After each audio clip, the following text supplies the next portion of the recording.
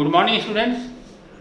कल आपको हिंदी में व्याकरण में कुछ भाषा के विषय में बताया गया था। हमने आपको बताया था भाषा 3 प्रकार की होती है, मौखिक, लिखित और सांकेतिक। इन भाषाओं के विषय में हमने बताया था मुख से बोलकर जो बताई जाती है मौखिक है, लिख करके लिखित भाषा, संकेत के द्वारा आदान प्रदान जो विचारों का होता है वो सांकेतिक भाषा कहलाता है। अब आज हम वर्ण के विषय में पढ़ेंगे। भाषा के जो मुख्य 3 अंग हैं उसमें क्या है, एक तो वर्ण है, दूसरा शब्द है और तीसरा वाक्य है।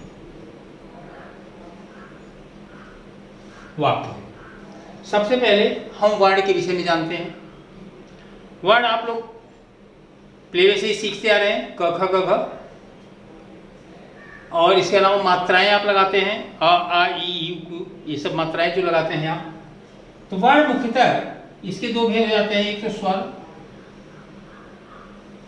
व्यंजन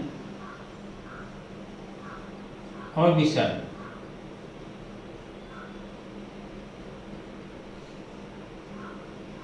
स्वर, व्यंजन और विसर्ग 3 भागों में बढ़ जाता है। स्वर हम जो बताते हैं ये टोटल मात्रा में कितने हैं, 11 हैं।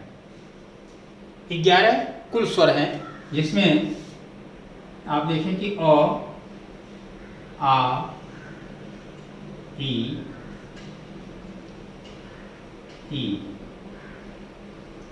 उ, ए, ओ,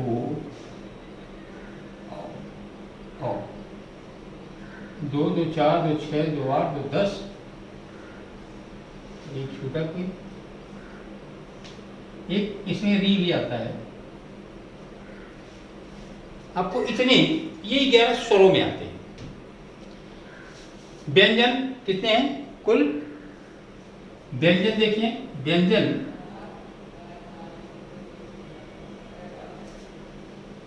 एक क वर्ग आता है, क वर्ग। क वर्ग में कितने अक्षर होते हैं, क, ख, ग, घ और अंग होता है। फिर च वर्ग आता है, इसमें च, छ, ज, झ और ई आता है। फिर ट वर्ग आता है, इसमें एक ट, ठ, ड, घ,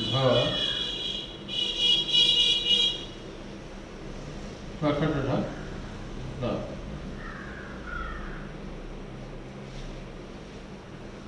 फिर त वर्ग आता है, क, ख, द, भ, न। और प वर्ग आता है, प, फ, ब, भ, म। य, र, ल, व, ये जो 4 है ये व्यंजन में ही आते हैं ये भी, लेकिन ये इन व्यंजनों से वर्ग से अलग होते हैं। इसमें होता है य, र, ल और व। इन्हें भी हम व्यंजन में ही काउंट करते हैं, लेकिन वो इन व्यंजनों से अलग होते हैं। इसके अलावा जो हमारा व्यंजन आता है जिसको हम ऊष्म व्यंजन कहते हैं, ऊष्म व्यंजन। ऊष्म व्यंजन का मतलब क्या होता है, ऊष्म माने गर्म, वो वर्ण जो गर्म है। गर्म कैसे महसूस करते हैं हम, जिन वर्णों को बोलने में मुंह से सांस निकलती है, गर्म सांस तो गर्म होती है। जिन वर्णों को बोलने से हमें मुंह से सांस निकालना पड़ता है वो उष्ण व्यंजन कहलाते हैं, जैसे स, ख, स, ह।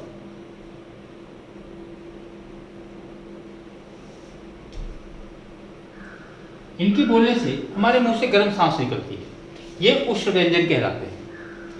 इसके बाद आता है हमारा संयुक्त व्यंजन।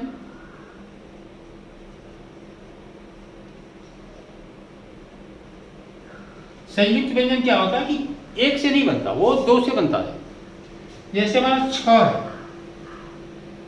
इंग्लिश बनाएंगे KSH से बनेगा, अकेला एक से नहीं बनेगा। त्र है, वो भी त और र से मिलकर बनता है। और ज्ञा है, ये भी ग और य से मिलकर के बनता है। तो ये हमारे संयुक्त व्यंजन में आते हैं। अब आप देखेंगे इसमें अं और अह, ये नहीं, ये स्वर नहीं और व्यंजन भी नहीं। ये ना तो स्वर है ये और ना ही ये व्यंजन है, ये नहीं। ये इनको क्या कहते हैं हम लोग? ये हम हिंदी भाषा में इनको अयोगवाह कहते हैं। ये क्या है? अयोगवाह। ये अयोगवाह में आते हैं अंग और अह। इसके अलावा जो अनुनासिक होता है हमारा, जिनको भी हम मात्रा में ही प्रयोग करते हैं, इसको हम इस रूप में प्रकट करते हैं, चांद बिंदी के रूप में। जैसे चांद, आंत, तो हम इसमें चांद बिंदी लगाते हैं। ये हमारे अनुनासिक कहलाते हैं। तो वर्णों के विषय में आपकी बुक में भी बहुत स्पष्ट रूप में ये सब दिया गया है। आप इनका अध्ययन करें और किस तरह से मात्राएं किस में लगाई जाती हैं, इनका भी अध्ययन कर लें। अगले चैप्टर में आपको हम शब्द विचार बताएंगे।